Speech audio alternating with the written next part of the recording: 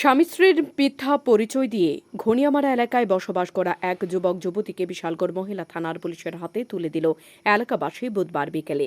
জানা যায়, দীর্ঘদিন যাবৎ ঘনিয়ামারা এলাকার বিহারের এক যুবক বিলুনিয়ার এক যুবতীকে স্ত্রীর পরিচয় দিয়ে ঘনিয়ামারা এলাকায় বসবাস করছিল। এলাকাবাসী সেই বিষয়ে সন্দেহ হওয়াতে বুধবার বিকেলে বিশালগড় মহিলা থানা পুলিশের হাতে তুলে দেয়।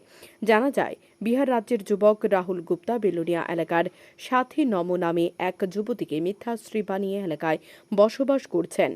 জানা যায়, পূর্বে রাহুল গুপ্তা বিহার রাজ্যে 3টি বিয়ে করেছে। সে বিষয়টি বর্তমানে থাকা মূল যুবতী জানতে পারেনি। বর্তমানে বিশালগড় মহিলা থানা পুলিশের হেফাজতে রয়েছে বহিরাজ্যের যুবক এবং বিলোনিয়ার যুবতী। কে তারা? আপনার বাড়িতে তারা শুনলাম 3 মাস ধরে থাকতেছে। তার বাড়ি কোথায়? তারা কি প্রথম দীপক আইছে? না না আপনি না না না, বাস দীপককে দিয়ে হেরে আইছে, কিন্তু যাচাই করছি হে আইব কি নাই। দীপককে? দীপক হে তো হে হেরে জিজ্ঞাসা করছি, হ্যাঁ সব কিছু আছে, হেরে চিনলে আমরা সব কিছু দিচ্ছি। প্রথম কিন্তু একবার আইছে। তাদের বাড়ি কোনখানে? তাদের বলি শান্তিবাজার। তাদের কি স্বামী স্ত্রী তারা দুইজন?